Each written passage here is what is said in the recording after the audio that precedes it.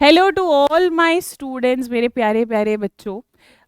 एक बच्चों की एक डिमांड थी। सबसे पहले तो good afternoon, good evening, good morning, जो भी आपके समय टाइम में आप रख ले। And welcome to the channel of CUET PG वाला। अब आते हैं बात पे, अब आते हैं टॉपिक पे कि बच्चों की एक डिमांड थी और बच्चे बहुत ज़्यादा कंफ्यूज हो रहे थे कि मैम, क्रिटिसिज्म तो हम समझ रहे हैं धीरे धीरे, जो कि बहुत ज़्यादा कॉम्प्लेक्स है, बट इतने सारे क्रिटिक है और इतने सारे क्रिटिक एक ही टॉपिक पे बहुत ही डिबेट किए जा रहे हैं। सबका ओपिनियन कभी कभी लगता है एक जैसा है, कभी कभी लगता है बिल्कुल अलग है। एंड स्पेशली अगर बात कर ली जाए रोमांटिसिज्म की, क्योंकि रोमांटिसिज्म में पोएट्री हमारा जो निकल के आया है, आई डोंट थिंक दैट कि एलिजा विद एन एज के अलावा और कोई भी एज में हमारा पोएट्री ऐसा निकल के आया है। एंड स्पेशली जो पोएट्री का रिवाइव हुआ है ना भाई, पोएट्री जिस बेसिस पे यहाँ पे रिवाइव हुआ है, एक नया लाइफ मिला है रोमांटिसिज्म में, जो कि आपको और हमें बिल्कुल अच्छा लगता है। And maybe that's the reason why कि रोमांटिसिज्म जो है वो बहुत सारे बच्चों का फेवरेट एज भी है इन ब्रिटिश लिटरेचर। तो आज जो बात करने वाले हैं वो है क्रिटिसिज्म एंड रोमांटिसिज्म, यानी कि रोमांटिसिज्म, रोमांटिक लिटरेचर के जो क्रिटिक है, दो इंपॉर्टेंट क्रिटिक है। एंड दोनों दोस्त भी हुआ करते थे एक पॉइंट इन टाइम पे, बट दोस्ती में थोड़ी बहुत जो है वो क्रैक आने लग गई थी। कौन है ये है हमारे एक तरफ वर्ड्सवर्थ और दूसरे तरफ है हमारे कोलरिज साहब। और दोनों ने ना एक चीज बात की, एक नहीं एक्चुअली बहुत सारी चीजों के बारे में बात की है, जो कि कॉमन तो आ रहा है, लेकिन बहुत सारी ऐसी भी चीजें जहां पे उनकी ओपिनियन क्लैश कर रही है। और वो क्या है? पोएट्री। तो आज के इस वीडियो में हम जानेंगे कि किस तरीके से ये दो राइटर पोएट्री को डिफाइन करते हैं, पोएट्री में प्रेजेंट डिक्शन यानी लैंग्वेज को डिफाइन करते हैं, किस तरीके से इमेजिनेशन को ये डिफाइन करते हैं। क्योंकि अगर आप एक तरफ वर्ड्सवर्थ का प्रीफेस आप पढ़ोगे, यानी प्रीफेस टू लिरिकल बैलेड जो कि 1800 में आया था, और एक तरफ आप कोलरिज की बायोग्राफिया लिटरेरिया पढ़ोगे जो कि 1817 में आया था, दोनों ने ना दो चीज पे बहुत ज्यादा फोकस किया है। एक है आपका पोएट्री और दूसरा है इमेजिनेशन। और दोनों ने ही ना बिल्कुल एक अलग ही डायरेक्शन बताया है कि पोएट्री क्या है, इमेजिनेशन क्या है, क्या लैंग्वेज होनी चाहिए। तो आइए एक एक करके जान लेते हैं। पहले तो जानते हैं कि भाई ये वर्ड्सवर्थ है कौन, but before that if you want to join the Telegram channel for further any kind of discussion और नोट्स और any kind of update related to examination, you can join our Telegram channel by scanning the QR और just by writing the name. आइए बढ़ते आगे। Wordsworth जो थे हमारे one of the greatest romantic writers थे, और ये और कोलरिज ने मिलकर लिखा था लिरिकल बैलेड। क्या लिखा था? लिरिकल बैलेड, जो कि आया था हमारा कौन से ईयर में? हमारा 1798 में। और इसी के कारण रोमांटिसिज्म शुरू भी होता है 1798 में। वर्ड्सवर्थ की बात कर ली जाए तो इनके वर्क में आपको नेचर से भरी हुई पोइट्री मिलेगी, सिंपल लैंग्वेज मिलेगी, इमोशन पे ये ज़्यादा फोकस करते हैं, यानी इनके थीम्स जो है वो इमोशनली काफ़ी ज़्यादा सराउंडेड होती है। एंड ये बात करते हैं कि पोइट्री हमारा स्पॉन्टेनियस ओवरफ्लो होता है। वर्क के बारे में आप बात कर लोगे तो lines composed few miles above Tintern Abbey, जो कि लगभग सबके सिलेबस में रहता है। सॉलिटरी रिपर अगेन सबके सिलेबस में। डैफोडिल्स या फिर I wandered lonely as a cloud, it is also very an important poem. Prelude जो कि ऑटोबायोग्राफिकल एपिक पोएम है हमारा। And then ode intimation of immortality, like ये सारे कुछ कुछ पोएम्स है जो कि वर्ड्सवर्थ के बहुत ही फेमस है। कोलरिज की तरफ बढ़ते हैं तो कोलरिज यानी सैमुअल टेलर कोलरिज या एस टी कोलरिज, तो इनकी अगर बात करोगे तो इनके वर्क में आपको सुपर नेचुरल इफेक्ट्स बहुत मिल जाएंगे, इमेजिनेशन से भरी हुई चीज़ें मिल जाएगी, मिस्ट्री से भरी हुई चीज़ें आपको इनके वर्क में मिल जाएगी। ये इनकी वर्क जो है वो ज़्यादा कॉम्प्लेक्स एंड मेटाफिजिकल होती है अगर आप इसको वर्ड्सवर्थ से कंपेयर करोगे तो। And he was deeply influenced by German philosophy and theology, जो कि स्पेशली आपको इनके वर्क्स में, पोइट्रीज में तो मिलेगी ही मिलेगी, लेकिन साथ ही साथ बायोग्राफिया लिटरेरिया में भी आपको ये मिल जाएगी। Important works rhyme of ancient mariner जो कि लिरिकल बैलेड में हमारा आया था। कुबला खां इनकम्प्लीट रह गई थी बट फिर भी ये काफ़ी ज़्यादा फेमस हुआ था। क्रिस्टोबेल एंड ऑफकोर्स बायोग्राफिया लिटरेरिया। अब आते हैं किस तरीके से ये दो राइटर ना डिफर करते हैं अपने ओपिनियन में, और कौन सही है कौन गलत है ये भी जज करेंगे। तो सबसे पहला जो डेफिनेशन यानी सबसे पहला जो पॉइंट मैं लेकर आई हूं वो है पोएट्री का डेफिनेशन, किस तरीके से ये दो राइटर बात करते हैं। एक तरफ विलियम वर्ड्सवर्थ है जो कि बोलते हैं कि पोएट्री ना एक स्पॉन्टेनियस ओवरफ्लो है पावरफुल फीलिंग्स का, यानी कि आपके अंदर जो भी फीलिंग है, एंग्री का, लव का, इमोशन, जो भी जिस भी तरीके का है, वो क्या होता है, वो एक ओवरफ्लो होता है और एक रैंडम ओवरफ्लो होता है। आप बैठ के अपने इमोशंस को कलेक्ट नहीं करते कि अरे आज तो मैं पोएट्री लिखूंगा, आज मैं लिख के जाऊंगा। No, poetry will come to you spontaneously, randomly, जो कि फीलिंग से रिलेटेड होगा, जो कि इमोशन से रिलेटेड होगा, एंड ये पीसफुली आप इसको कलेक्ट करोगे। आप इसको केओस में कलेक्ट नहीं कर सकते हो पोएट्री की। On the other hand Coleridge क्या बोलते हैं? कोलरिज बोलते हैं ये एक बैलेंस होना चाहिए, रिकंसिलिएशन ऑफ ऑपोजिट और डिस्कॉर्डेंट क्वालिटीज, यानी कि यहाँ पे आपका जो है वो कॉम्प्लेक्सिटी, की पोएट्री में कॉम्प्लेक्सिटी रहेगी तो भी चलेगी, साथ ही साथ वो बोलते हैं कि opposite qualities and discordant qualities भी पोएट्री में प्रेजेंट रहती है, यानी पोएट्री जो है वो मिक्सचर होता है, यहाँ पे कॉन्ट्राडिक्शन का भी मिक्सचर होता है एंड इक्वलिटी का भी मिक्सचर होता है, सब कुछ चलता है, ये कोलरिज ने बोला। It combines imagination and reason, यानी एक तरफ इमेजिनेशन जो कि काल्पनिक है और एक तरफ रीजन जो कि लॉजिक को यहाँ पे बोला जा रहा है, यानी ये दोनों का मिक्सचर होता है पोएट्री हमारा।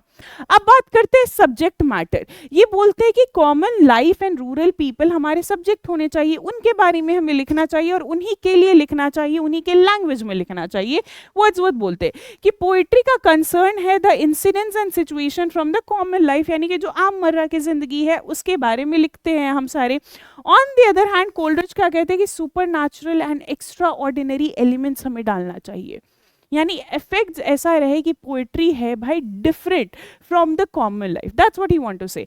Wordsworth said that it should be related to common life about the common people in common language, but he said नहीं कि भाई सुपर नेचुरल इफेक्ट डालो, मिस्टीरियस चीजें डालो, ताकि ये जो है ना वो थोड़ा एलिवेटेड रहे, है ना।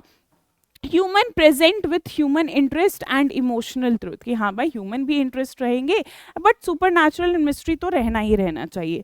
आगे बढ़ते हैं हम यहाँ पे लैंग्वेज की बात कर ले तो सबको पता है कि हमारे जो वर्ड्सवर्थ है वो कॉमन मैन ऑर्डिनरी पीपल के लैंग्वेज को प्रमोट करते हैं, कि पोइट्री ना ऐसा ही नहीं है कि न्यू क्लासिकल की तरह पोइट्री भारी भरकम रहे, पोइट्री हमारा आर्केइक रहे, उसमें ऐसे लैंग्वेज का इस्तेमाल करे कि नॉर्मल इंसानों को समझ में ना आए, बस पढ़े लिखे इंटेलेक्चुअल को समझ में आए।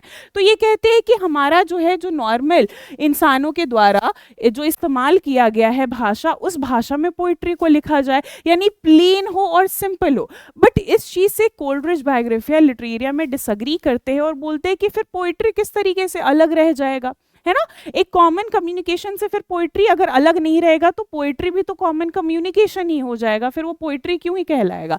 लेकिन कोलरिज कहते कि नहीं, ये इससे मैं अग्री नहीं करता हूँ वर्ड्सवर्थ। मैं क्या चाहता हूँ, मैं चाहता हूँ कि ये ना डिफरेंट रहना चाहिए हर दिन के स्पीच, यानी कॉमन स्पीच कॉमन मेन के लैंग्वेज से ये अलग होना चाहिए एंड ये एलिवेटेड रहे और इमेजिनेटिव रहे, यानी इमेजिनेशन बहुत सारा इसमें रहे। और एलिवेटेड कैसे होगा भाई, थोड़ा सा फ्लेवर हम लोग ना हल्का सा बल्कि बनाएंगे, थोड़ा कॉम्प्लेक्स डालेंगे, थोड़ा इसमें जो है वो लिटरेरी टर्म्स का इफेक्ट डालेंगे ताकि पोएट्री ऑलरेडी हमारा एलिवेटेड हो जाए।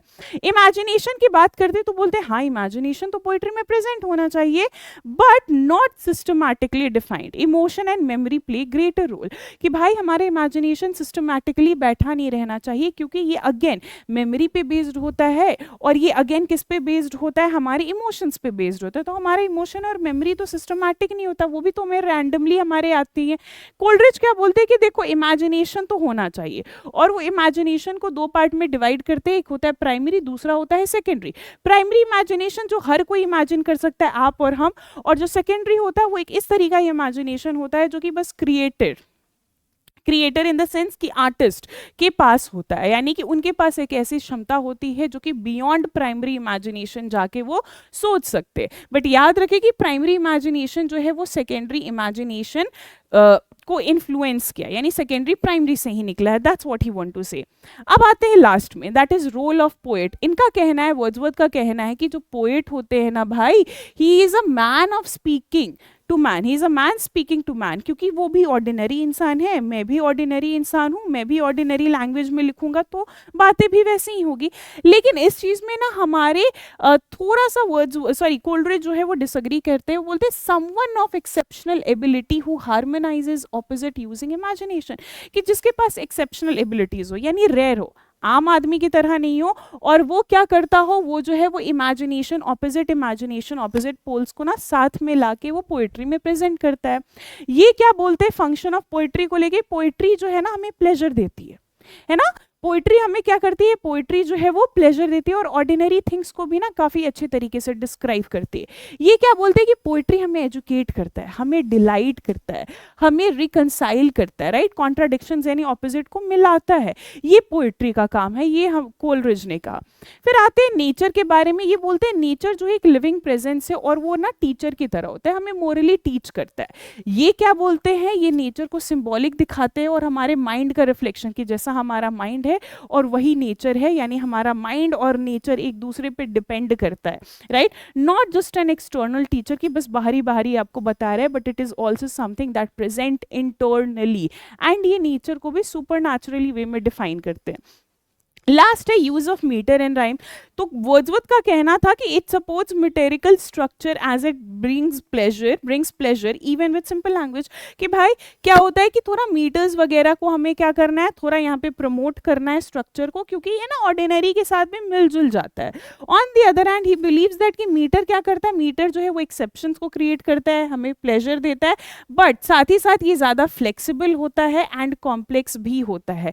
यानी कि हमें क्या, ये अगेन वही बात बोल रहे हैं कि दोनों चीज मिलनी चाहिए, फ्लेक्सिबिलिटी भी रहनी चाहिए, कॉम्प्लेक्सिटी भी रहनी चाहिए, बस बोलते हैं फ्लेक्सिबिलिटी रहनी चाहिए। एक बार रिवाइज कर ले दोनों ने क्या क्या बोला।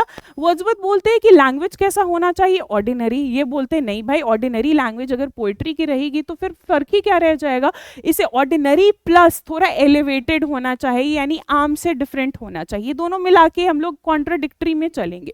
ये बोलते हैं poetry is an spontaneous overflow, but ये बोलते हैं कि पोइट्री स्पॉन्टेनियस ओवरफ्लो नहीं है, बल्कि क्या है, पोइट्री हमारा जो है वो बैलेंस लेकर चलता है कॉन्ट्राडिक्शंस को। साथ ही साथ ये सुपरनैचुरल, यानी कोलरिज जो है वो सुपरनैचुरल इफेक्ट्स को और मिस्ट्री को ज्यादा प्रमोट करते हैं, ये उस चीज को प्रमोट नहीं करते, ये सिंप्लिसिटी एंड प्लेन की तरफ बढ़ते हैं। ये नेचर को वर्शिप ज्यादा करते हैं in terms of what, in terms of your morality teaching. ये नेचर को क्या बोलते हैं कि नेचर हमें एजुकेट करता है, हमारे माइंड को इन्फ्लुएंस करता है और हमारा माइंड भी नेचर को इन्फ्लुएंस करता है, दोनों चीजें। सो ये हो गया difference related to Wordsworth and Coleridge.